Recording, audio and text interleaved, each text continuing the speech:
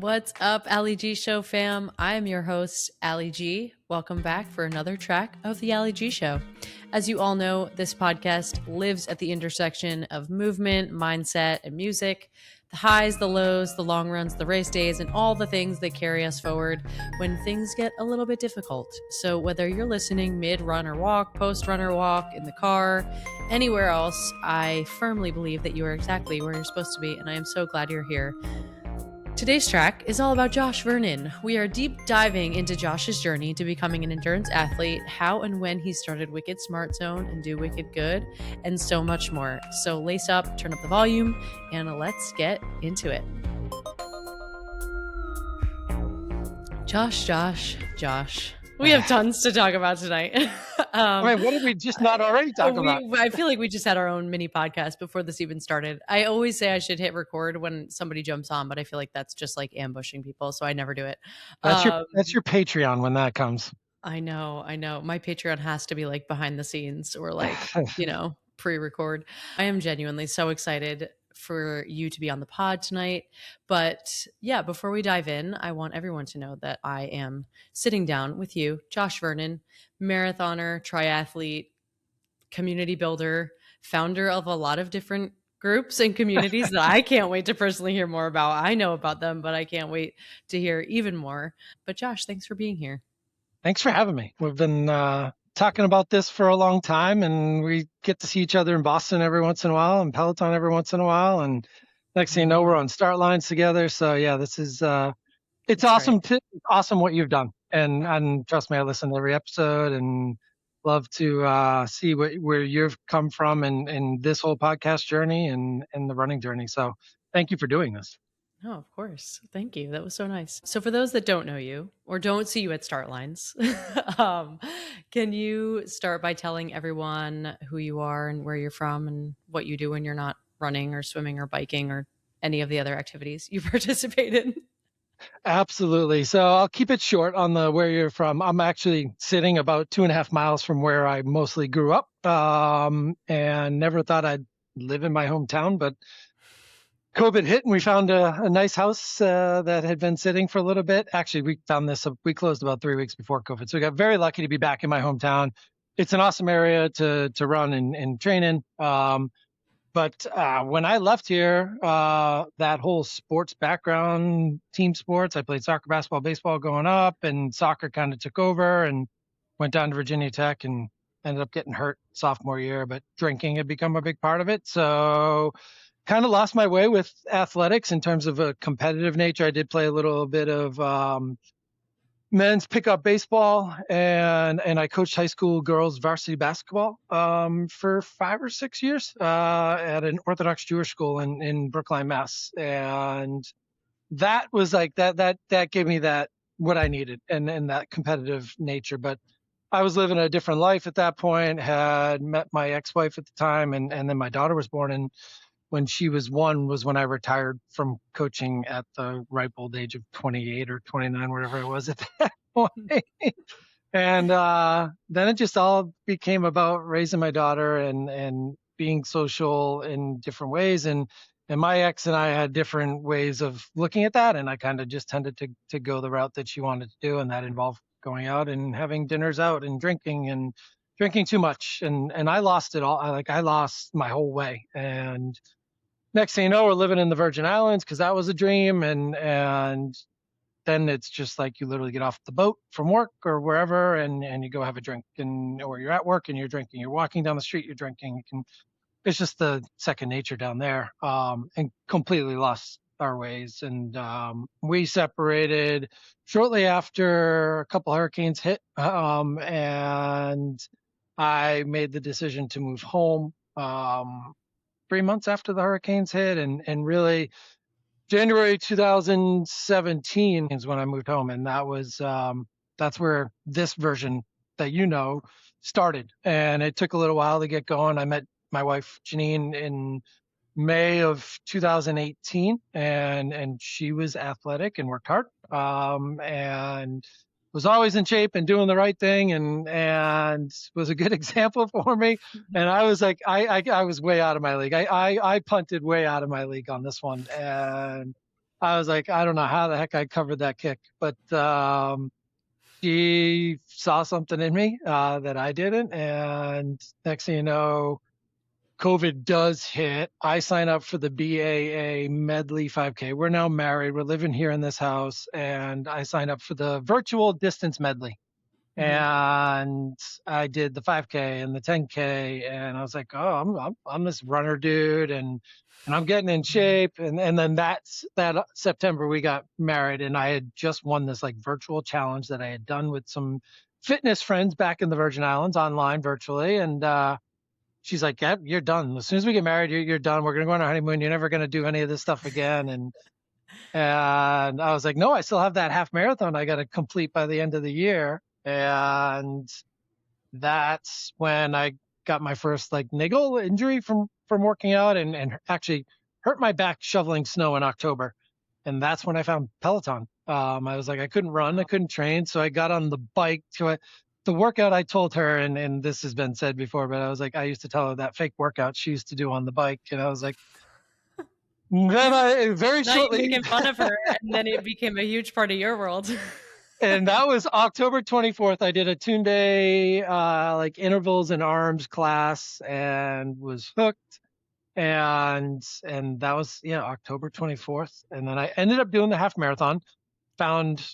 Created a 13.13 loop course around my neighborhood. And Janine and me and my daughter were they come out at the end of each loop and give me my aid station, and had no clue what I was doing with fueling or any of this. But that was on December 30th, 2020. I finished the distance medley, and I was like Wow. stoked to break 2 hours. I think it was like 158 or 159.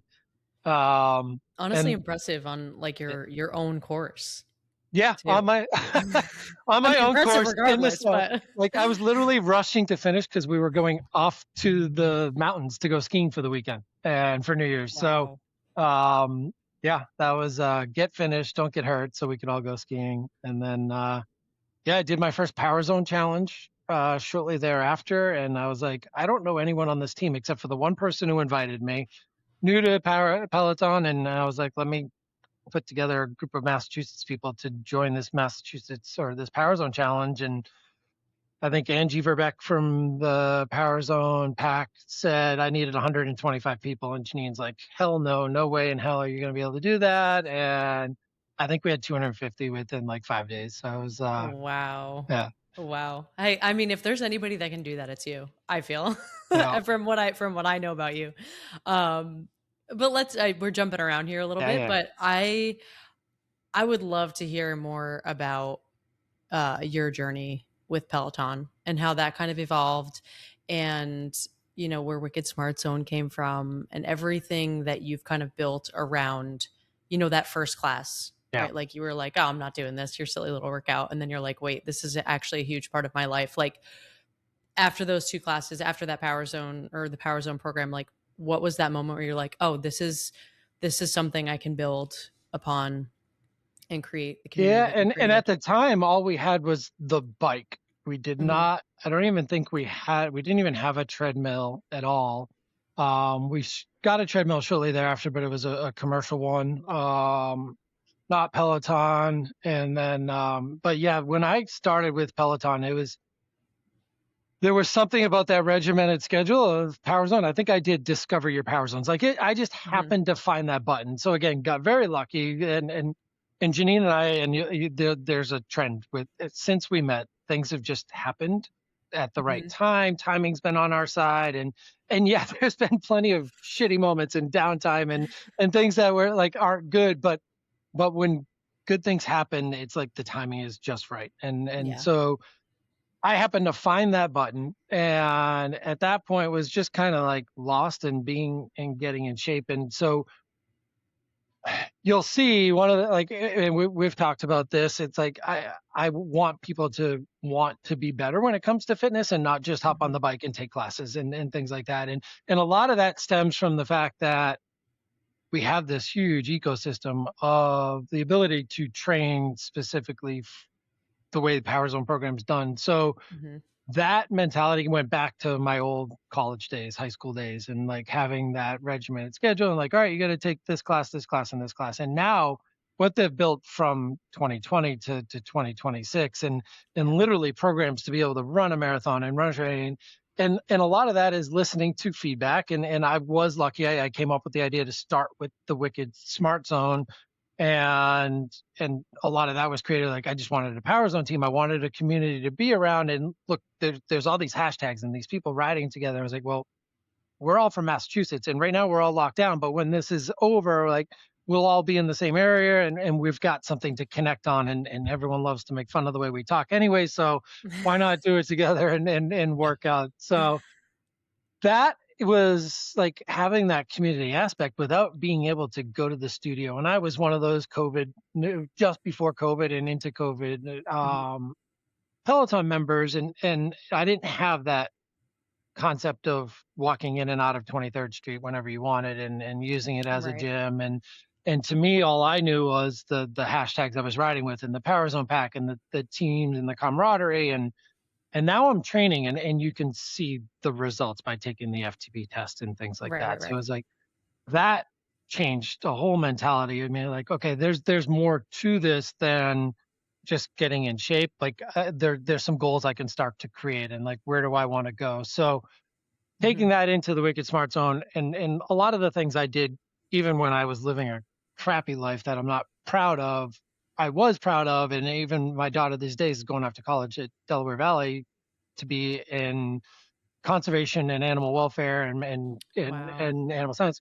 One of the things we did do a lot of was animal rescues and philanthropy around like animal shelters in the islands and places that needed help, and fundraising was always a big part of it. So when I started the Wicked SmartZone, I always said this was going to be a place where we had that piece to it as well. So we did a couple early on fundraisers like Super Bowl squares and things like that for cancer foundations that we knew locally. And then came up with the idea to do our first ever surprise breakfast tip. And that's right.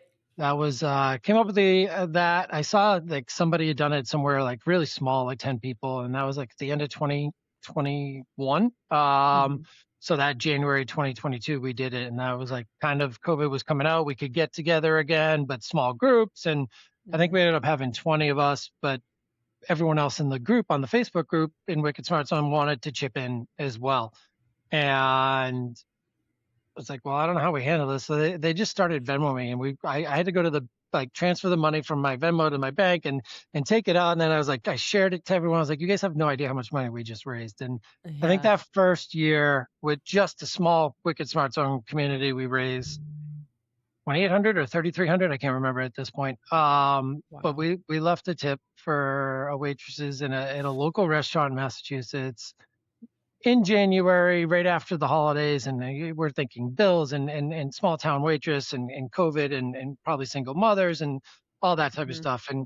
And sure enough, it went to some 2 waitresses, and one of them like absolutely needed it, had just had some tragedy in her family and stuff. So that just really resonated with a lot of people. I think somebody in town found out about it. They told the news wanted to interview, and I was like, that was never the goal. But then I started to think like, that's huge, because now it is that pay it forward type mentality. And when somebody else hears it, they think about it. And there's been other breakfast groups and other ideas that have come from it, especially around that end of the year, this time of year, where people have struggled and mental health and everything that goes around it. And like, just give somebody a reason to get that and receive it. And then also everyone in the group feels good about it. And it lifts them up, because you don't know what everyone else in the group going through. So everyone feels good about whether they chipped in $5, $50, $100.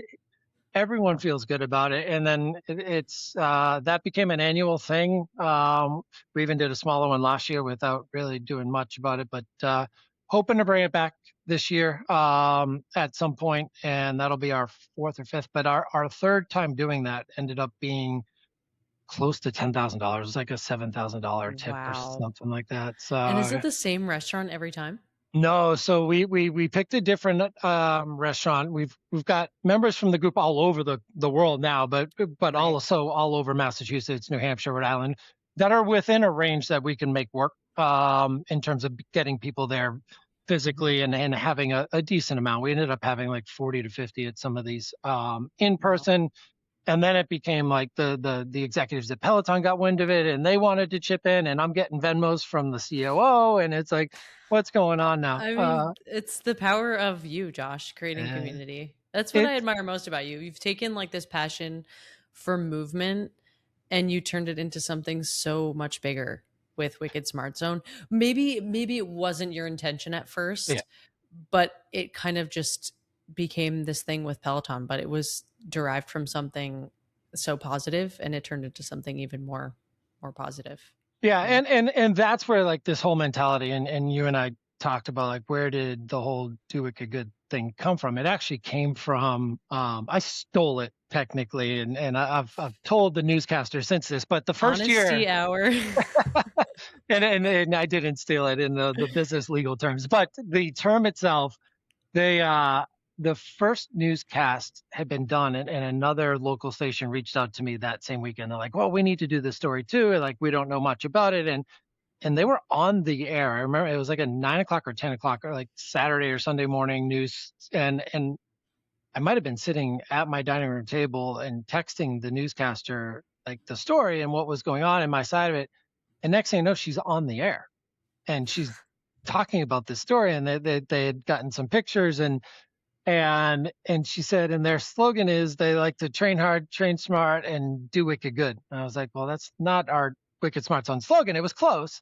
I was like, but I like do wicked good. And literally the next day, Janine and I bought the website and started to go That's down the awesome. route of the whole do wicked good thing. And but we were just talking about like that's not what I was thinking about when I started it all. But then Right. the mentality of do it good and the slogan resonates outside of Massachusetts like a typical Wicked would. And a lot of it is just don't do good, do wicked good. And that in your day-to-day life, in work, at school, at home with your family, and then on the other side, and in sports and in whatever else you're doing, do wicked Mhm. good. And then in that same light, also give back by volunteering and donating money or your time and whatever you can do to do wicked good on the other side of things and tying the two things. So that's where the whole Love do it. wicked good thing came from. Rondella Richardson here in Massachusetts, one of our newscasters, said it. I took it and ran with it. Hey, I love that. I love that. That's awesome. Do you think the meaning of it for you now shifted from when you first started to how you look at it now and how you hope that it evolves? Yeah, I think in an essence it has, because it became really big and people loved it. And for me Mhm. now it's more of I just need to remind myself that's how I live, because hey, look, a pipe dream was it was going to become a brand. It was going to be like, do wicked good could have been backline. I mean, Yeah, yeah. It still and can, Josh. it still can. Well, exactly. And I think that's the end of it. Like it could still become something, but the idea and the mentality can always live on, whether I'm printing shirts like I used to or not.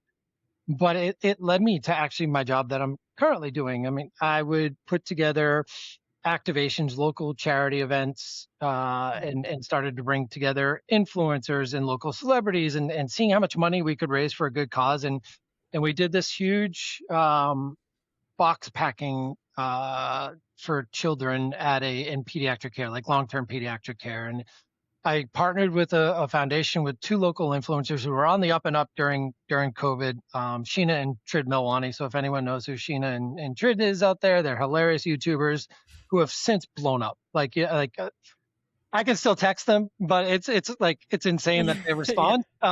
Yeah. Because I mean they're the ones at those YouTube conventions and the creator conventions and stuff now, and it's amazing to think that this started with me reaching out to them and having a Zoom call, and she was part of a foundation that her sister ran, and they packed these boxes during COVID and did it out of their garages, and it was all of these items that these kids in hospitals could use to brighten up their day. And it was Wow.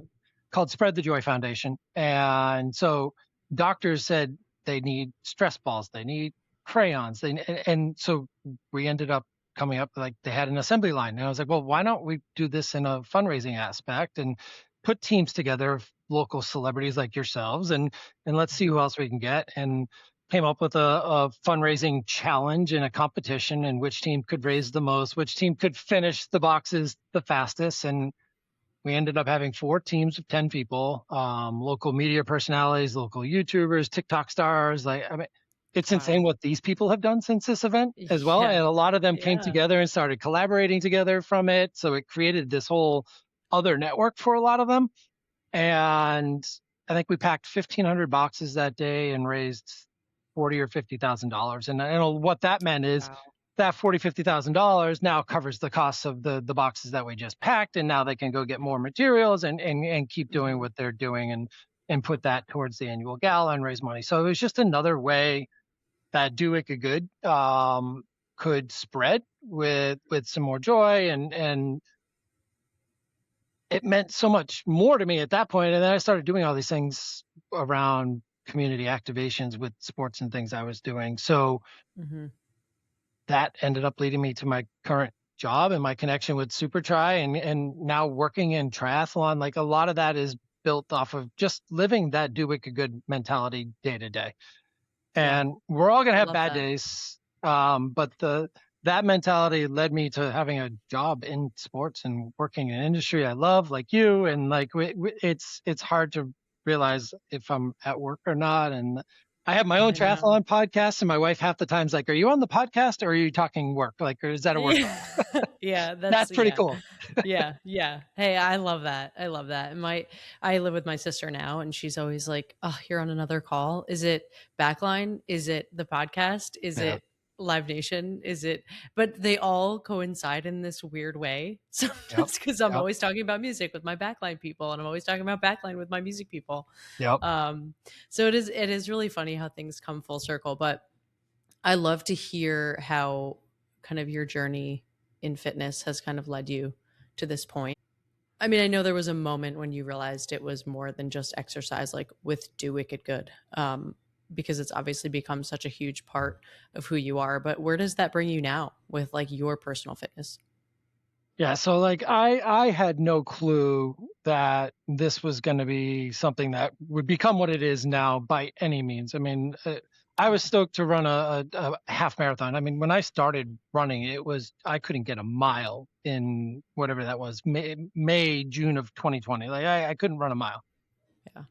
Now you're and just now racing me all the time. and Now you're and, just and racing me all the time. we could go right to the fight. Yeah, No, I'm just and kidding. who's injured, who's not. Yeah, that's right. It was never the intention, but like I said, the power zone thing changed it. It changed my mentality about training for specific goals, and it's more than just fitness. And now we wear a Whoop, and I'm tracking, and Yeah. you go down this rabbit hole of fitness, and it ends up becoming your life, and you have to remember that there's a lot more going on, but at the same time, like, I'm surrounded by a wife who's also entrenched it, and loves it, Mhm. and is on a whole different journey in terms of her goals, and coming back from an injury. And for me, it was coming back from spending 20 years of drinking and smoking cigarettes, and like, this is insane. I can even run a mile. Now I'm running a half marathon outside my house. Mhm. And then it was getting on the Peloton bike, and my brother seeing that, okay, now I can run, now I can bike. And you're doing more and more. You're doing races. You're going to Peloton, and you're going to the studio. Why don't you do this local sprint triathlon? And that was for June of 2022. I think it was like December, January of 21, early 2022, where he was like, "Why don't you do this?" And it's like, fine. I signed up. Started to swim at the local high school, had no clue what I was doing. I grew up with a pool in my yard, and I was like, I can't swim 25 yards without, like, what is going on? How am I supposed to do this multiple times in the ocean? Yeah. And I was like, yeah, I guess I get to wear a wetsuit. Had no clue what triathlon was, other than what most people say, like seeing it on ABC, Wide World of Sports, in Kona and Hawaii. Mhm. And so that led me down another rabbit hole of just my personality, is to dive all in and get to know this sport, and Mhm. to start following people on social media, and looking things up on YouTube. and came across this girl, Hunter Ralston, who was an athletic brewing ambassador, a local triathlete from New England. And she was putting out all this cool content. And that led me to athletic brewing, which led me to finishing It's my first sprint crazy. triathlon, becoming an athletic brewing ambassador. Now, this April will be 7 years sober. So It's amazing.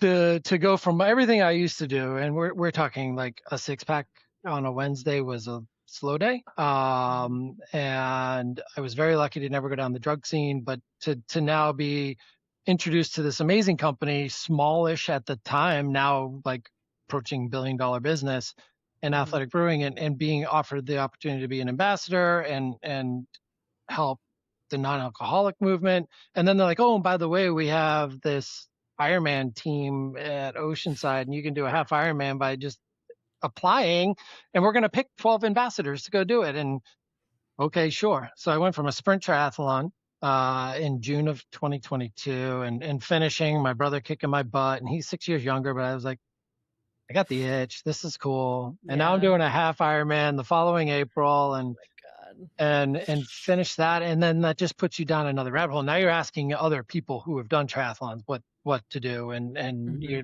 learning. And like, I'm fit and I'm not injured, and I'm learning how to swim, and it still sucks. It's still the leg. And I was going to say, swimming is the only reason why I haven't signed up for a triathlon. I can't. I mean, I can swim. It's all part of the journey, and I think your mentality would get it and figure it out, and you would do the same rabbit holes of me and learning everything you could. For sure. And now what I do in a day-to-day job, and if you look at my LinkedIn today, I just reshared a post that we have a whole first timers program within Super Tri, and that's how you get more people in sport, whether it's even just to do a relay. And so I want to do that. The relay is amazing. So since I've done my first 70.3 alone, I've now done 6 or 7 of them. I've also done relays once a year if I can. And I'll do the bike leg or whatever leg somebody needs me to do. Typically it's I can find somebody that can swim and somebody who can run. It's not always the bike, but whatever it needs to be done. And I've brought people to 70.3 Ironmans that could not do the whole thing themselves. And next thing you know, they are signing up to do the whole thing themselves. And it's introducing people to the sport. Like, you would be like, I'm going to set my half marathon PR in a 70.3 run leg. And go crush it. And my wife did it. I mean, she ended up doing, I've done Oceanside 3 years in a row. This is the first year I won't be doing it since I started. And that introduced me to this amazing community. Like, I'm literally doing like one of the most popular Ironman events in the world is in Oceanside, California, every April this year, end of March. And you're swimming in this freezing cold water, and sea lions are swimming with you. But all the pros are there. And it's literally like the best of the best pros in the world. And at this point, I had no idea like who these people were, but now I know, and now I interview them. Now I message them, and it's like, that's who they are. And the running community is the same thing. Like, you guys, that interview that Eric and Erica just did with Kira D'Amato is just a huge reminder that the relationship you have with Bex and Mariana, like, the running community and the triathlon community are just so different than any other athletic sports community, because the top down are still just like you and I, and want to have conversations and campfires and do whatever the heck that they normally do, and they still do that stuff. And I'm sitting at the award ceremony waiting for or at that point, not a medal, but like they're getting their medals, and they're chatting with fans and doing shakeout runs. And that was really cool. And once I did that had me hooked on triathlon, and wow. Now I work in the business and love it. Swimming is your least favorite discipline? Yeah. Okay. And then is it run and then bike, or bike and then run? Which of the two is so swimming is never going to be my fastest percentage wise in my age group. And that's the other thing I love about triathlon. Like, no matter what, we're all going to keep getting older, but like, our age groups do not. And there's always a chance to get better in your age group. And that's something that I always want people to remember. Like, no matter when you start, you might even have an advantage. Like, I feel like I have an advantage in running in triathlon because I don't have 20 years on me like some of these guys do Mm-hmm. of Yeah. getting after it. And my plateau isn't here yet, and that's cool to chase. So swimming will always be that struggle, but I'm getting better and I'm finding ways to do more in the pool and more yards in the water and understanding it. But I'll never be close to making up the gap I can make in the bike in the run. And when I first started triathlon, I was like, the bike, the bike, the bike. Like, I got this Peloton, Mm-hmm. and I did my first Ironman in Oceanside 70.3 with 96% of my training on my Peloton bike. So not a Wow. triathlon bike, not even a road bike. Like, I did Yeah. maybe 20 or 30 miles outside of on my bike before riding it down one of the steepest, dangerous hills in all of our, like, there's Of literally course you did. it's, Of course. it's literally got a speed limit zone for one section of it because people have like died going down that road on the military base out there. And I did 96% of my training on the Peloton, and you can get it to the point where you don't have to look like the teachers want you to look in class. You just got to Yeah. look like you want to save some aerodynamics. But it's, I thought the bike would be it. And then I started running more and getting in better shape. And it's like, I'm shaving way more time percentage wise off the run. And I have more room to grow in the run. And you and I see it, like, there are people who've been running their whole lives, and Mm-hmm. that's who we're now competing with next to us. And it's like, how we still have room to grow. And you and I started running a little later than some others. So it's like that just ticked a whole nother box. Because once you can run at the end of a triathlon, then it's like you're literally chasing people down. And the bike, I'm Yeah. passing people, but because I'm so slow in the swim, I never know who I'm passing. Like, because you're racing Yeah. all ages and all Yeah. that. So you're passing anyone.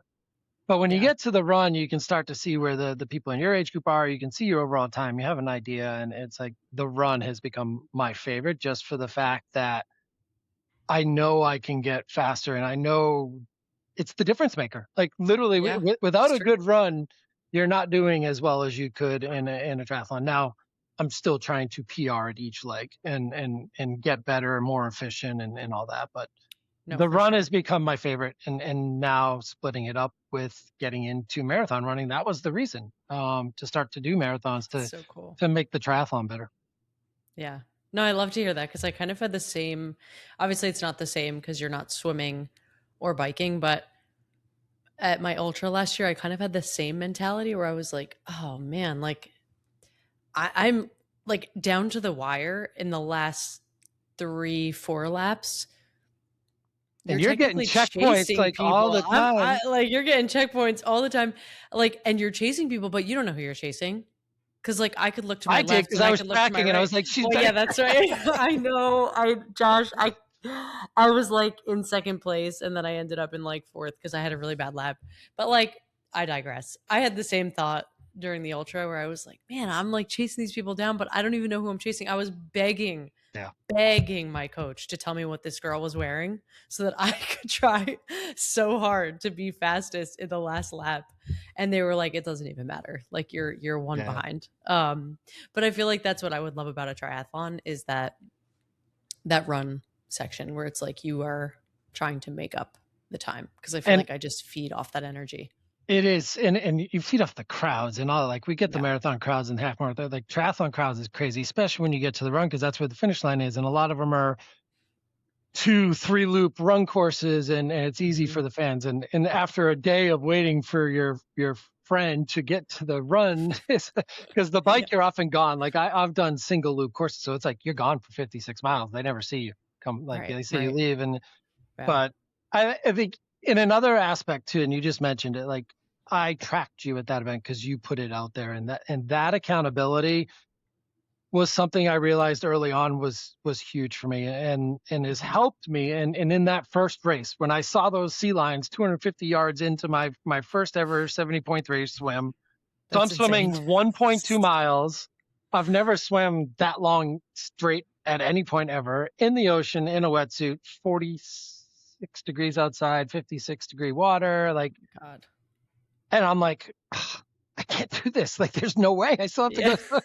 And it was that accountability of putting it out there along the way. And I was like, I can't stop. There's everyone in Wicked SmartZone knows about this. I put it out there. Anyone who follows me knows about it. And I was like, I can. And I know other people, there's people literally as I'm getting out of the water in that first race. And one of the guys who I've now become friends with, on the ground, on the boat ramp where you're walking out of the water, and he's sitting down. And I was like, what's going on? There's pictures of that afterwards in my fan photo or whatever, race photos, and he's having his prosthetic leg put on. Yeah. And it's he just did the swim with one leg, and a lot of them with no amazing. legs. And then I'm on the military base climbing that same race on my bike, and there's this notorious hill where people are walking, and I was like, my goal is just to not walk. I don't care how long it takes me to get up, but don't walk. And next thing you know, you get to the other side of it, and here comes a hand cyclist. And he's just gone up that same hill. Just going. And he's pedaling by you. And it's like, we get that in the running races, but to think about somebody doing a triathlon like that. But it all starts with the accountability for me. And I know for some people, that anxiety and knowing, and it gets to you. And for me, I've been able to use it as a fuel and an energy to keep me going. And I was like, the swim is that part where I was like, if I can get through this, I'm going to be good. And 1 year I remember like Marcel was like live streaming like every checkpoint that I got to. And I was like, now the whole Peloton world, now everybody knows. Marcel's literally putting up Instagram stories of Josh's checkpoints during an Ironman. And I was like, what is going on? No, so you do the same thing. Like you put that accountability out there. This is what I'm going for. And like, even when it's like the night before the race, you're like, so do I send it or do I not? Like, which LG do you want? Every time. It's usually a race you shouldn't be doing that you end up Exactly. I'm like hopeful that people find the humor in it. But at the same time, I'm like, maybe I could full send it. Like, but I do, to your point, I feed off of it.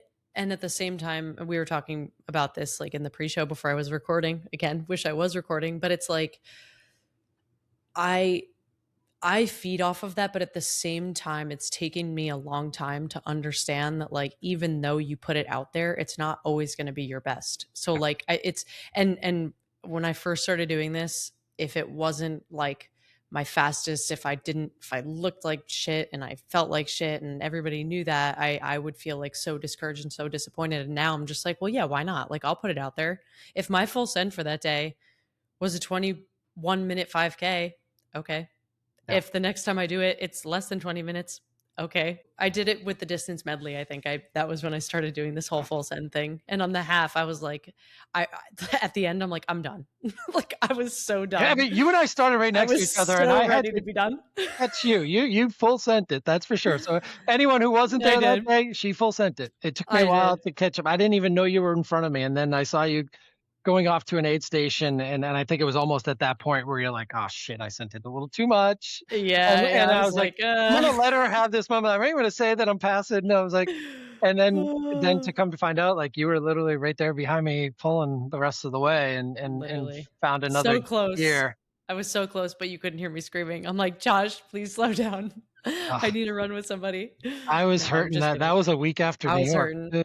And I was like, it was one of those where, like, okay, fit, obviously. New York was a pacing opportunity, and so didn't really fully send it, but 26.2 is 26.2. And after a long season, and my coach was like, just run off of RPE and see how it feels that day. You know, if you're overdoing it, if you are, pull it back. So man, those hills were tough coming home, but stupid.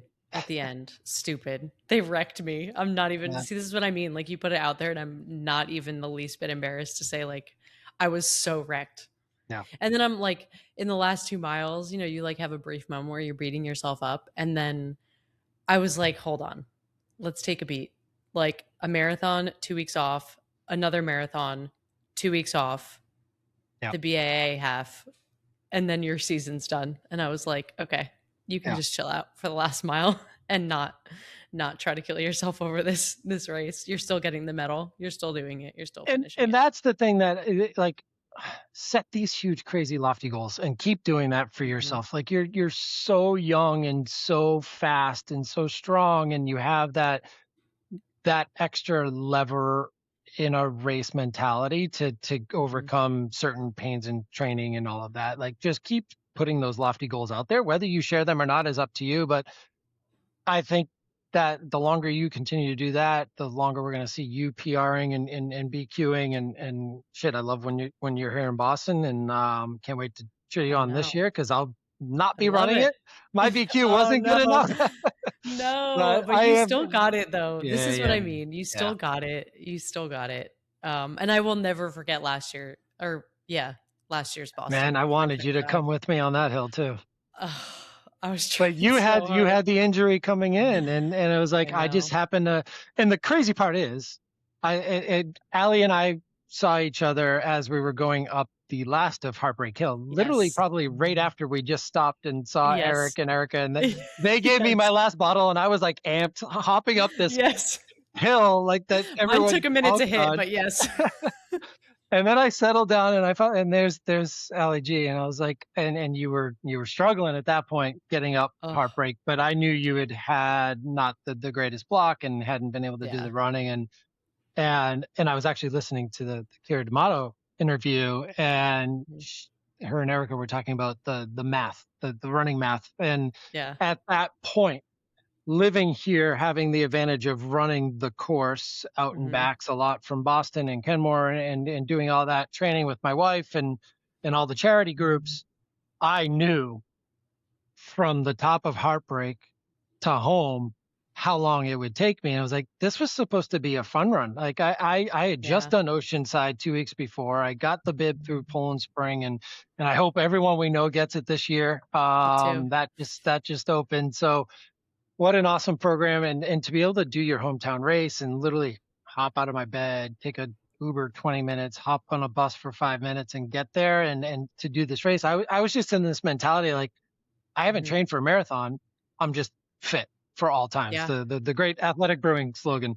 And I'm going to enjoy this. I've run the course enough, and we're not going to go any crazy time goals, and just see how it goes. And that mentality changed how I approach a lot of things going forward. And Hmm. we're only talking 10 months ago at this point, so Yeah. 9 months ago at this point. But I went from having no goal whatsoever to getting to the top of Heartbreak Hill and be like, hey, we're getting to like 10K. Like, I know I can, Yeah. Like holy I'm crap. close. Well, I got a chance to beat my time from Chicago last October. And sure enough, that last 10K was like a negative split the whole way home, and negative splitted the Boston Marathon, Hmm. and but it was the mentality of just going into it like, I'm just out Yeah. for a fun run, and I'm going to enjoy the marathon experience in my hometown marathon, and all my friends along the way, and no headphones. And sorry to the whole It's okay. music aspect of this podcast, but I run often without headphones. It's a triathlete thing. But we'll Hmm. get into the music I do listen to when I run.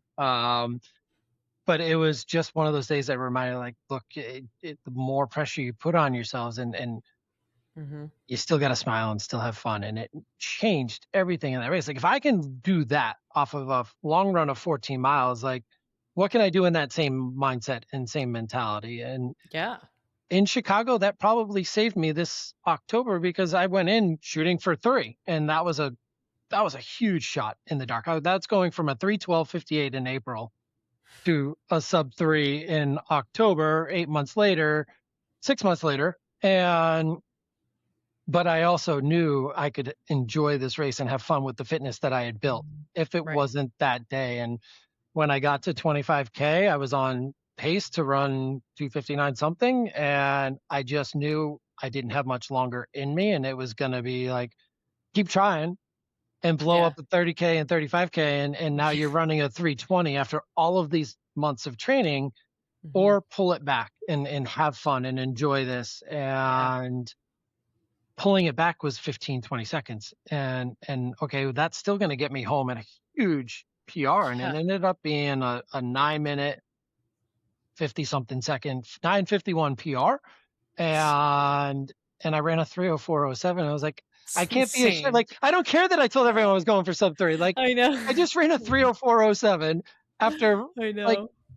not being able to run a mile 4 years ago. And Yeah. like, and it hit me, and I like that was the one race I ran with my phone for. I think I started an outdoor Peloton run or something like that, but it was in my pocket the whole way. So like my marathons, there's like a picture of me at the start line or a video of me walking, and then there's a Hmm. picture or video of me after the finish line, and Same. that's it. That's it. And it is a business trip when I'm out there, and like I think we put in so much work for it. Like Hmm. the journey, this training, like literally I texted Allie right before this recording that I might be 5 minutes Hmm. late because I was like, I had to finish my workout Yeah. today. And I was like, I gotta wake up early, drive my daughter to the bus. Then I work, and then I maybe we'll Hmm. get a workout in at lunch, and then work ends, and I've got a short window. And tonight Yep. was Yep. Janine's taking our daughter to dance tonight, so we work out all of that stuff. And I was like, uh, the journey though is like I just had a killer workout tonight that made me feel really good about my journey to Tokyo. And sub three is probably not going to happen there either, but 302 might, 303 might, and You or never know. and another Gosh, star. I And I know another star. And going back to Boston for a second, that was kind of how it was for me in 2025. It was like, okay, first year it was that really hot year, so yeah, it was like I was so as confident as ever in my training. And really hot. It was like my slowest marathon ever. Obviously not what you want for your Boston debut. And then going in last year, I had that Achilles thing and I was like, well, this will just be the race that I always have beef with, like I always say. And I ended that race with like minimal Achilles pain.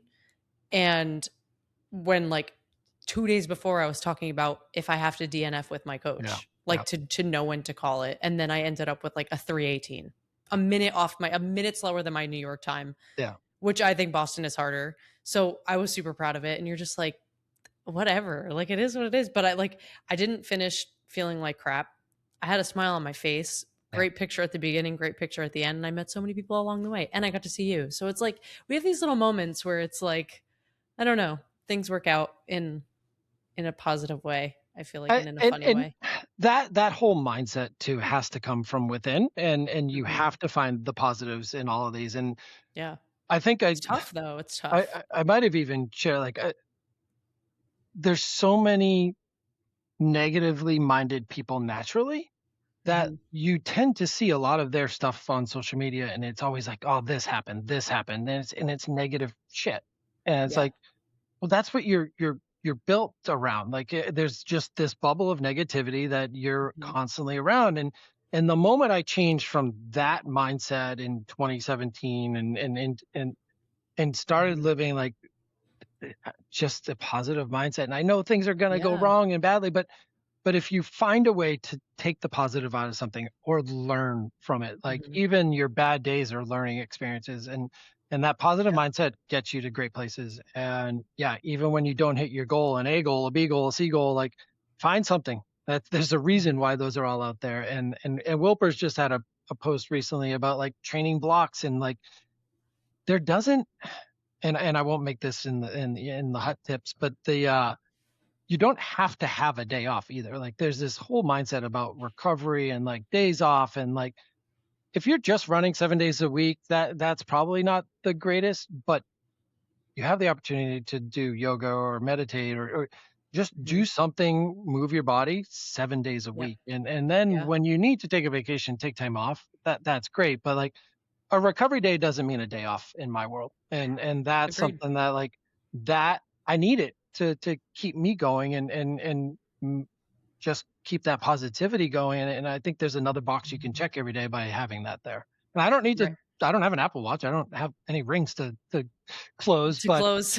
Yeah. I just know it works as a Yeah. mindset, and it gives you something to look forward to. No, I agree on so many levels. Like I don't on my rest days from running, I'm strength training or Yeah. like more strength. I regularly do it throughout the week, but like that'll be my 45-minute full body day. And then I'll do like a little yoga or a little walk, just something to like keep it going. Cause Yeah. I'm the type that just needs to like, I don't do well with a taper and I don't have like taper tantrums like everybody says. I just don't, I feel like I don't do as well because I'm not like, if I'm not Yeah. moving. And I know that doesn't work for some people, but I don't know. When I keep on the move, it works for me. And it keeps me motivated, honestly, because there are days that suck. And there are Yeah. days that I absolutely dread. And then when I'm done with it, I had one this morning. Like I had a hill ladder and I did it on the tread. And you like go to bed. I went to bed last night and I was like, oh, I have to do this in the morning. Like I'm scared. I can't do it. You Yeah. haven't done hills in so long. Meanwhile, like I'm looking at all my maps for my outdoor runs and I'm running bigger hills than are in Central Park around my Yeah. neighborhood. And I'm Yeah. like, what do you mean you can't do 4% for like a minute and a half? Like, Yeah. and you kind of just go through this thing. But then when it's done, you're like, oh, that was it. Looking at And not in workouts like a can be cocky way, but so you know what I anxious. mean. Yeah. I know when you look at the workout, you're just like, oh no, I can't do that. I really can't do that. And But it's like, that's the thing, that when you have a goal and a stretch goal, no matter what that Mhm, may be for anyone, if you mhm. have a stretch goal, you're going to get off the couch and go do that workout, because if Oh you yeah. do, you have a chance. Yeah. And if you're just training for finishing a marathon, and maybe that is your stretch goal, but I think anyone can get out there and finish a marathon, because we've all seen the people that have finished marathons and what they've overcome to get to that finish line. And I think Mhm, most people can finish the line. So have your stretch goal be finish the marathon and be like 10th from last, or whatever it may be, but stretch mhm. the goal so that it gives you a reason to get off the couch in those days where the motivation isn't there, but Mhm. the accountability is. And Yeah. now you're accountable to yourself and that stretch goal, and getting yourself there. And it's like, more often than not, it's going to get you to do that workout. And you and I both know we have crazy hard workouts. And no matter what paces you're running, they're still thresholds, and there's still Yeah. your heart rate, and we're all working at that. That's where Power Zone came from, right? Yeah. And Yeah.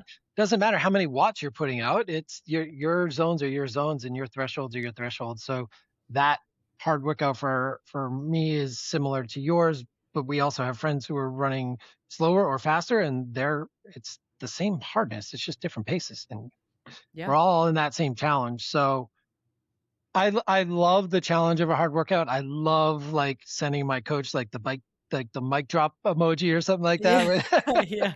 when she gives Yep. me one. Yep. Yep. I love setting hard workouts for the athletes I coach, and having them do the same thing. Like, that challenge is there, because literally then the race day becomes the celebration, no matter what. Yeah. Yeah. And we're around so many people at the races that we go to nowadays, and that whole community, and enjoy it and take it all in. And Boston last year now reminded me of that, like just being Mhm. so close to it and going into the city every day and enjoying everything there was to take in.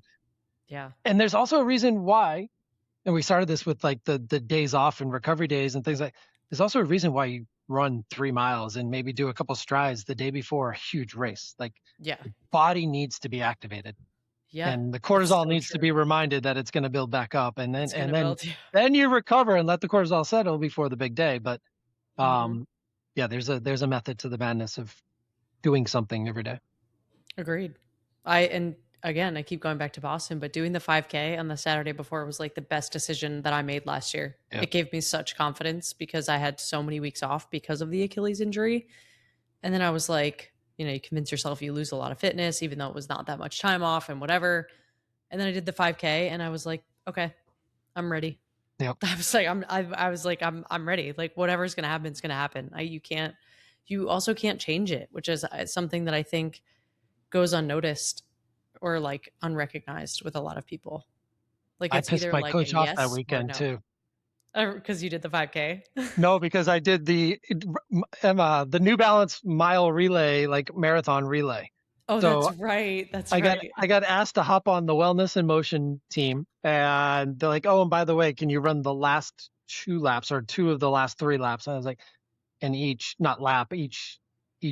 mile was like Yeah. 4 or 5 laps or whatever. It was even more, like 8 laps or something like that. So it's like the short track at New Balance. Really awesome experience running on it. Like, Zdeno Chara's there on a team, Meb's there, all the Unreal. Believe in the Run people are there. Tommy Runs is there. Pursuit of Performance is there. Like, it was just a really cool event. And then it's like, all right, well, I'm going to take my 2 miles somewhat easy. Yeah. And I was like, shit, these people are going for it. They're running the marathon too. Yeah, I was like, you can't take it easy. I believe that is still to the day my 2 mile Full PR. send.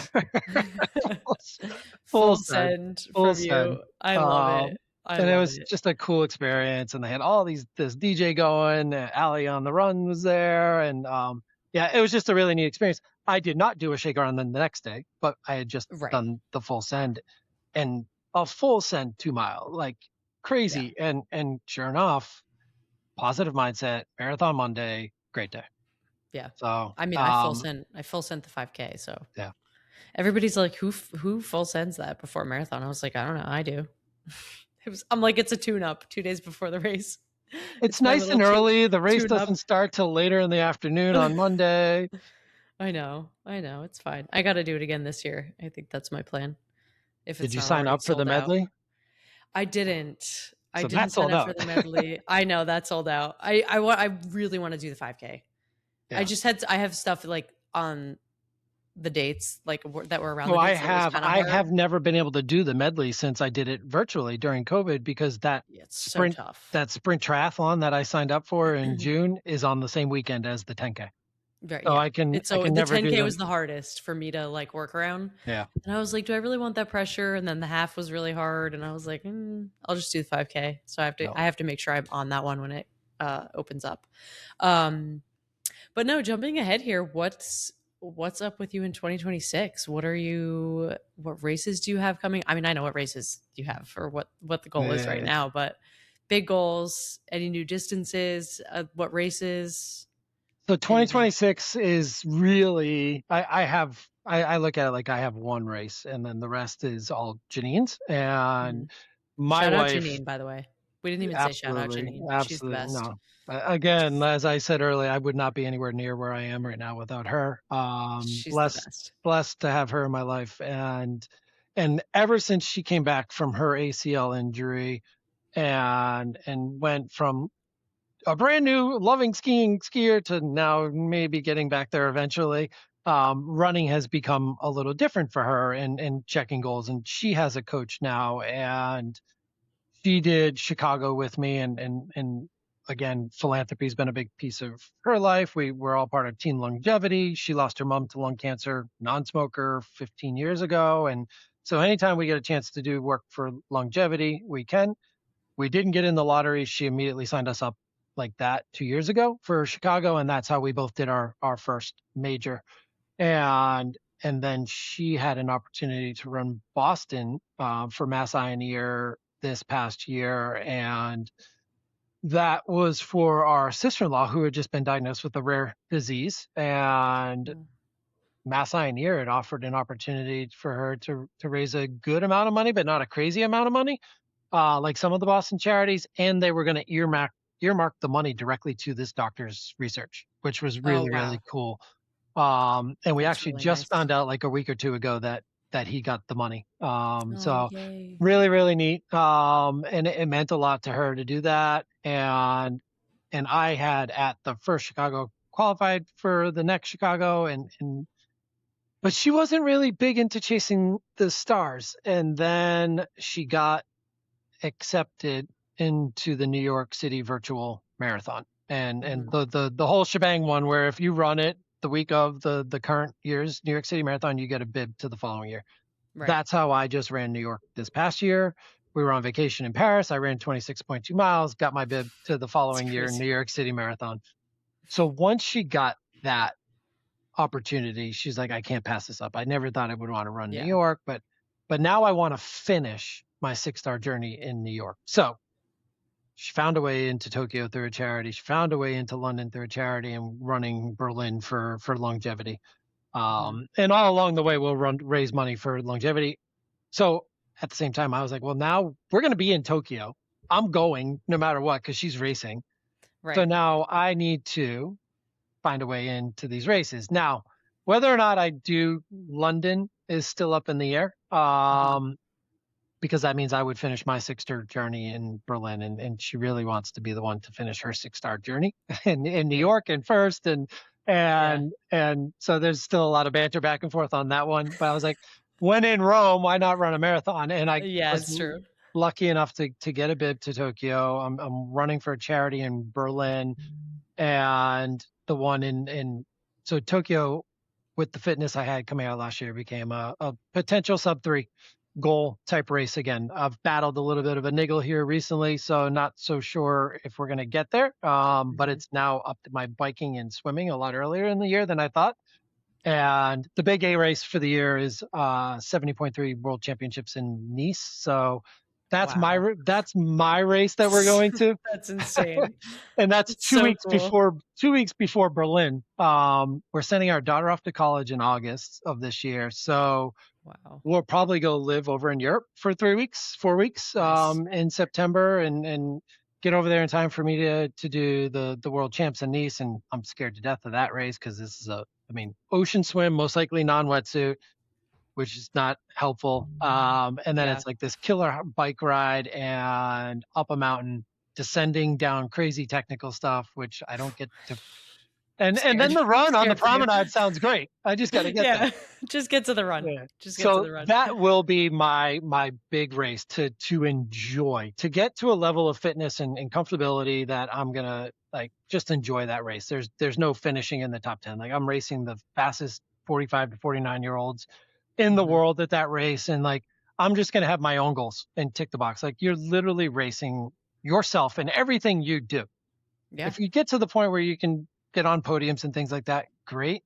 But make your check boxes first and foremost. Yeah. And that's what that race is going to be. It's going to be a celebration. Like the fact that I'm there racing, like the fact That's that so I cool. had Such a the cool race I experience. had in Oregon and this past year and did what I did there after not being able to swim a lap a couple of years ago to then be in Nice celebrating that. And my wife's just going to be there enjoying it. And then 2 weeks later, we get to go run Berlin Marathon and So cool. do it again. So yeah, the Berlin and then New York City. I'm going to be applying for New York City. I don't think my time's going to be good enough to get a bid that way, but I do have a qualifying Mhm. time for New York. Um, and then it'd be cool to run New York again. And that whole experience pacing Patina Miller this year was just so like. And if I do get into London, we might be teaming up again. So she's got some more big goals that I'm Oh, yeah, that'd be so fun. help her chase down. But man, if you get a chance to pace somebody, pace them. It is so much fun. And it was Yeah. How'd you get into that? just You a just did, while. how'd that come to be? I met her in Chicago the year before at dinner, the like 2 nights before the race. Nice. I've become friends with Randy Zuckerberg, and she had invited us to dinner that night. She and Patina were friends. Patina was running the Chicago Marathon, and we just stayed in touch. And there was a slight chance I might coach her, but then she was like, "No, I really love my coach now, but you're running New York." And I was like, "Look, I'm running Chicago as my big race, so I just want to enjoy New York. If you want me to pace you," and she had just missed breaking 4 the year before, and it's like Yeah. her third time doing it, and she had a good day in Berlin with the heat, but still not a day that she was super proud of. And I was like, just follow me and let's go. And then yeah, with that came a lot of VIP treatment and things I didn't understand. And Nice. Yeah. I'm hanging out with Anthony Ramos and Chelsea Clinton. I'm like, what the heck is going on right now? I was like, can we That's just go run over crazy. the bridge, please? Can we just go run? That's such a you quote. That's hilarious. Well, I think we could pace each other to a sub 3 one day. Yeah. It's my 2-year goal. So you'll be there before me, but then I'm gonna take you up on the pacing, and then you can pace me to run my sub 3. I think it would be really cool to do that. I think it'd be really cool to just push each other. I mean, that's Yeah. no matter Yeah. what the day is. Like we're at the Yeah. point now. Like I don't ever see myself running 240s. Nor do I think I want to get there. Like I'm at the point now where it's like it's fun, and I know that I can still get better. And wanting to get better is something I'm always going to be at. And what that means better, I don't know. Mhm. But to still be PRing is an ability I never thought I would have, and to do Yeah. it in these sports and to get on a couple podiums this year was just absolutely crazy. And it's like, okay, and then I turned 50 and I'm in a new age group, and then I have to go get those guys too. And it's like, so I why know. why stop I here? It's know. like, but yeah, I think running a race together would be really cool and pushing each other because we've started some races together. We've been around each other at races, but we've never actually run a race together. And I think that would be cool no matter who's going for what goal. Yeah. I think we have to make that happen. That'd be Yep. really fun. aside from that, because that's my bucket list. It's one of my bucket 2027 lists. Boston. I'm Uh, down. As long as I qualify, I'm down. That I'm qualified for 2027 Boston. So you just got to do Okay, your so I job. just have to do my job You in know you're April. going to requalify this year in Boston. Yeah, that's my goal. And I know how to run that course. Yeah, you do. So any tips and tricks? Maybe we'll loop back on the pod before Boston. You can give like your top 5 Boston Marathon tips. That'd be fun. I've run it once successfully, but I know, but it's like your backyard. Yeah, it is. I ran the I'm Newton about Hills 20 minutes one from the time. start line. Yeah.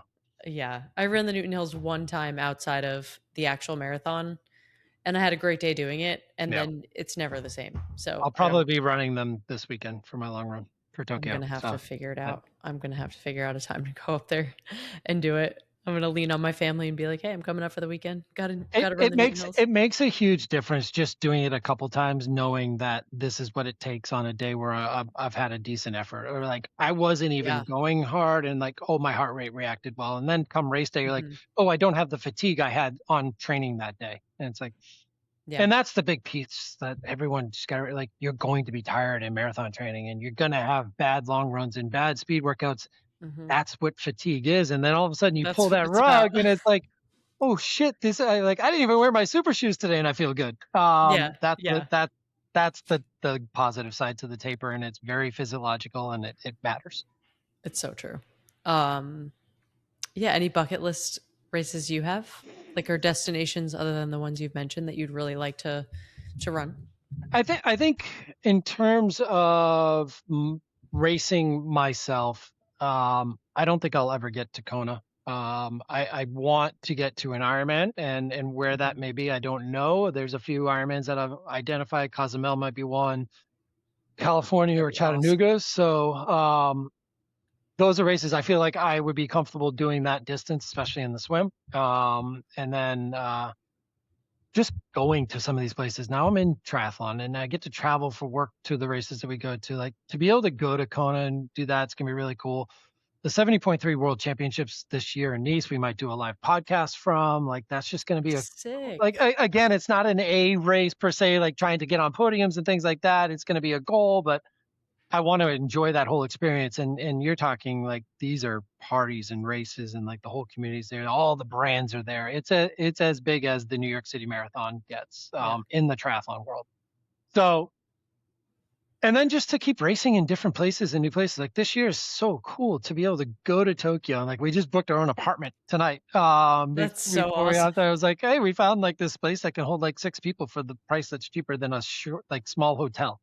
So, and our daughter's coming with us on that race. So like, to have these experiences, and we have all these places we want to go. So after the major 6 stars done, like, there's no interest real for the 7, 8, and 9 right away, but to start finding some of these races around the world to get into the ultra scene. Like, I feel like that long run mentality, zone 3, is something I can put myself in the Hurt Locker and just go.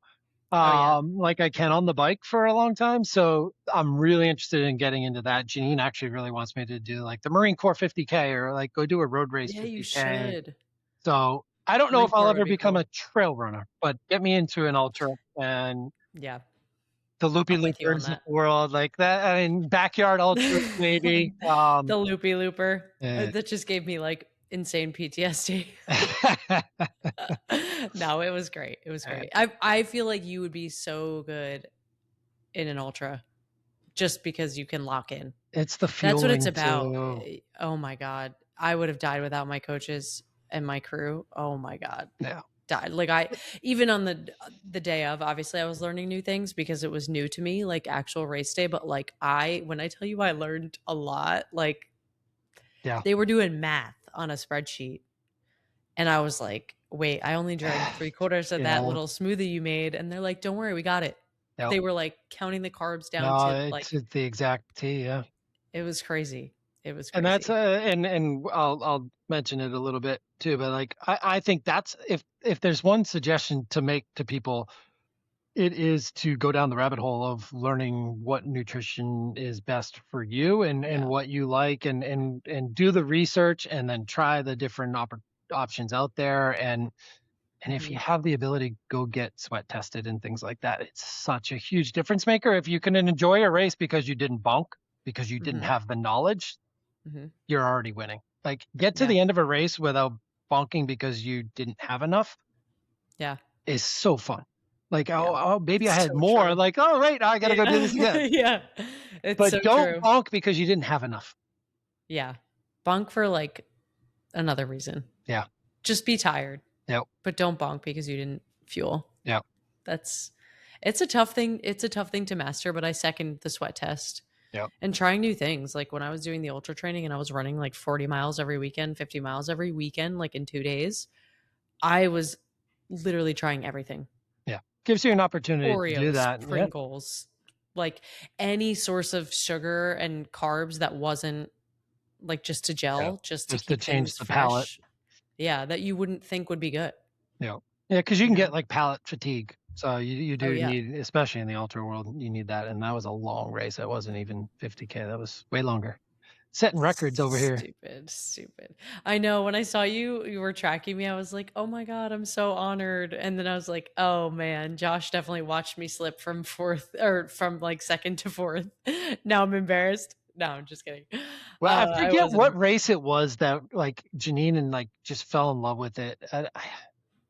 Maybe it was one of the like overnight loopy loopers or something like that, where it's just like this is fascinating. Like, look at all these people on YouTube like watching this right now, and it's like, so now it's like whenever anyone's running one of these, she's like, put it up on YouTube on the big screen. Yeah, but I didn't even know that was happening. I just thought it was like a tracker until I saw like that there was a live stream, which was really cool, and it's something that like I would love to do on this podcast is like have some sort of like, if I content wise, I loved it because I had Sid obviously and my sister and like my pit crew running my socials, but like I want those cool glasses that you can record so that you can hear, like I can speak my thoughts out loud. And now you'll have to listen to my next podcast because I just interviewed DC Rainmaker, the guy that does all of the reviews of all of the technology that we all wear. And one of his surprises of the year of his career is the Meta glasses. Oh my God. Okay. Well, I mean, I listen anyway, but I'm going to have to listen because that's awesome. And I really want them. I want to like speak my internal thoughts out loud and then make YouTube videos and be like my ultra in 5 minutes. And it's just like me blurting out everything I'm thinking in the span of and you don't need to pull your phone out or GoPro. And it's like, all right, I'll run with those. Yeah. I'm in for the Meta glasses. Meta. You got two Meta right here. Meta, hit us up. We're going to pace each other for sub 3. So we'll document it with our Meta glasses. Yeah. That'd be so awesome. Who goes in the Hurt Locker first? Yeah, sorry. Well, I mean, I don't want to wrap this up because we're having such a good time, but for someone just starting, or I guess starting again, like their fitness journey or their endurance journey, whatever it is, doesn't have to be running. What's one piece of advice you would give them? Make sure it's something that is going to bring you joy. And then if it is, go down every rabbit hole that you didn't think you would ever go down and learn as much as you can. Follow as many people.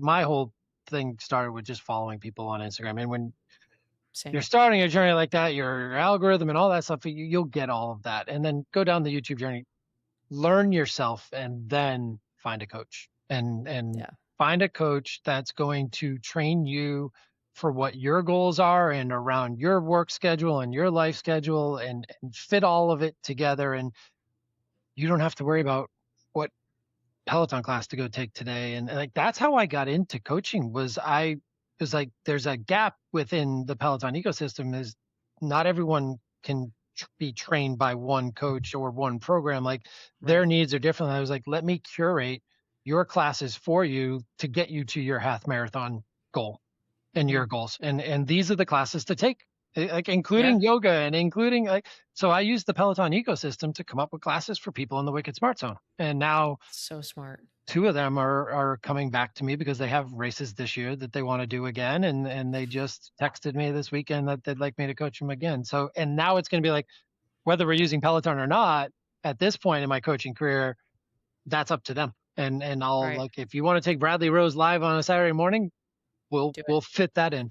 So get a coach, let somebody else curate your training so that all you have to do is worry about showing up and doing what you need to do, and then leave the rest of your energy to your friends and family and enjoy life. So Yeah, I second that. I think the second I got a coach was the second I stopped stressing yeah, about outcomes and how I was going to get things done with like a busy schedule and work and life and friends and family and things you have going on. So yeah. I And love that. a good coach will remind you like, hey, it's okay that we need to switch something today because something came up at work, or Hmm. your kid got sick, or got injured. All of these things are things that are going to happen. Where age groupers were not pro athletes, Yeah. and you got to be easy on yourself when you're starting out on something or restarting something, and it's going to take time, and just set goals and let the coach help you set those goals that make sense for where you're Yeah. currently are. So true. And to your point on that, like me personally, I mean, that resonates so much with me on so many levels, but I think like having those hard weeks and having those weeks where you're like, ugh, or like you're just not feeling it are so important because Yep. that is literally how I felt from like ultra on last year. It was like ultra, took a few days off, I was fine, ran a little bit, then had a marathon, then got hurt, then ran another marathon. And then by the end, I'm just like, I don't even really know what my paces are anymore. Yep. I don't really know what I'm doing anymore, but I was having fun. Yep. And it was just like, you know, And it's whatever okay to shapes take me. a lot of time off after marathons. Like, well, not all Oh of us yeah. do it, Yeah. I don't and advise doing what I did my coach yells at at me like, all. "Really, you're gonna go Yeah. run again?" I was like, but that is the importance of being able to cross train as well. So give Mhm. yourself something to do. Just because, and after a big race, like triathlons, like I'm setting my Whoop highest strains, and Mhm. marathons. Those are my biggest days of the year. So you're going to need days to recover, and that's where the days off, truly days off, come. Eat, recover, enjoy, walk, get some blood flow that way. But take time off running Mhm. and cycle and do Yeah. some strength training and swimming, and if you've got a coach, you're going to do it correctly and you're not going to get injured. And Yeah. that's a huge piece to this, because you see a lot of people getting injured in the return to training for their next block, and whether you Yeah. have something on the calendar. If you don't have time for or money for a coach, just put stuff on the calendar that keeps you accountable, and find the training Mhm. programs that make sense. Yeah. Try to get a little stronger Hmm. each day. No, I love that. I love that advice. I think it's great and I think it's going to be really good for people to hear. Um and before we wrap up, this is the segment I'm most excited for in our conversation specifically. I cannot wait for your hot lap, your hot take. So, as you know, I wrote in the show notes, but for the people that are listening, it's a new segment for 2026. I'm calling the hot lap. It is the guest's chance. So, Josh, it's your chance to share your running hot take. There's no right or wrong answer, just something you feel very strongly about. And There's, I mean, there's a lot of options and there are a lot of opportunities. things I feel really strongly about. Allie sent me this show notes, and I was like, which one do I go Yeah, with yeah. before I get eliminated from the podcast world? No. No, See, I think that's the point. You can't. Like no, it's just there's no right or wrong. no, And if people and disagree, it's okay. we've discussed a lot of the things that came across my mind when you sent that over, and the one that I ended up settling on kind of tangents well from what we were just talking about. I think everyone who runs 10K and above needs to try or learn to fuel with hydration, and not just having water or Gatorade or electrolytes, but truly use your carb intake as a through liquid carbs, and Yeah. to try it, because I think it's a game changer for everyone who does. And then I know everyone has different GI issues and things like that. But if you're going to try 5 different types of gels, try a drink mix as well, because now you're knocking out your carbs, your electrolytes, and races other than Tokyo pretty much let you carry whatever that you want. So Mhm. I've run my last 2 or 3 marathons with the gels on the side of the course or in my body as being like extras if I felt Mhm. like I needed the caffeine, but have completely fueled through whatever grams of carbs I have in my soft flask, and the electrolytes. That's a controllable that all of a sudden now I have control of how much I'm going to get in. And you and I think it was before we even started recording, like, but no, you were talking like you didn't finish your drinks during the race, but they knew how much you had. Right, Now right, right. in a marathon, Mhm. there's nobody counting how much you're having Yeah, it's on at you. every Gatorade station, right? Yeah, And you know you're yeah. not getting it all down, and it's this much. And And well, is it full strength? Like, are they mixing it to full, you know what I mean? It's and like, you and don't they're know. literally getting the powder and mixing it up, and they're Yeah. volunteers that are doing amazing things and amazing jobs. But the controllable you have is how much you intake during a race. And for me to do it all with liquid is huge, and an advantage I feel like I have, because you don't have to stop at the aid stations that maybe get too crowded Mhm. or run out. And I know in each one of those bottles there's 90 grams of carbs and whatever 1200 milligrams of sodium that I need. Yeah, And throughout the race I'm going to have that, and then yeah, whatever else I can take is huge. So my hot take is to definitely try liquid carbs with yep. electrolytes in it, depending on your needs, because you're now going to get sweat tested. That's right. I am gonna get sweat tested. I love that. That was a great hot take. Building off that for a second here, because I have to ask you, do you have recommendations for anybody or their products? It doesn't even have to be just hydration, but just going off that topic, are there any like recommendations you have for anybody in terms of like, should they get a Whoop? What should they be drinking? What Yeah. not should be, but like what do you use? What do you recommend? I I feel think, like a lot of the guesswork needs to be taken out of this. So yeah, I'm piggybacking off your hot take. I think people claim they don't know how to hydrate or fuel with gels or fuel with liquid because they just don't know what to look for. yeah. And obviously that ties So into the sweat test, I don't but even know if I have one. I fuel like like a 500 milliliter soft flask that collapses. It doesn't have like the handheld on it. mhm, So for me, like I don't have, if I'm going for an A goal, a stretch goal, I don't have the time to stop and refill my water yeah. bottles during a race. Now, if I'm going out for a run, it doesn't matter. But a 500 milliliter race day soft flask that collapses can go in one of your pockets, can get tossed to a family member or friend on the side of the course, goes Mhm, away. Now you get a second one. In that, I am putting as many carbs as my body can handle, and I can run a little bit higher because I've trained my gut to do that. But finding a company like Tailwind was huge, and mhm, they've got their endurance fuel, which I think is like in the 50 to 60 gram range, and has electrolytes in it. And then their high carb fuel is 90 grams. And so now it's one pouch, has all these electrolytes in it. And then maybe I'll take like an element stick, which is 1,000 mhm. milligrams of sodium, and putting that in top. And that equals my needs. Precision Fuel and Hydration, Morton Drink Mix, like the companies that have literally scientifically put this stuff together, start with them, trust them, and Yeah. see what works for you. And again, all of this ends up coming down to, do you have enough electrolytes and sodium? Because you're not going to get enough Mhm. if you're running at your sub threshold hard marathon pace. Like marathon pace isn't just going out and not breathing hard. Marathon pace Right. is a stretch and a hard day's work. And if that is your goal, to get Yeah. the fastest possible race, you're going to need more carbs and electrolytes than you think you need. Your body's going to burn more. Yeah. Agreed. And I would absolutely yeah. And I would absolutely second Precision and Martin. I think those are my two go-tos. Yeah. Because I think when I first started this, I didn't recognize that like just having a gel without any sodium Yep. is like not going to help you. Like it's going to help you, but it's not going to really help you when you're at that threshold or when you're really really pushing the pace. Because you were to your point, yeah, you're losing more. Yeah, and So salt stick. great Like recs, great there's recommendations. there's the tablets with salt stick. There's Hmm.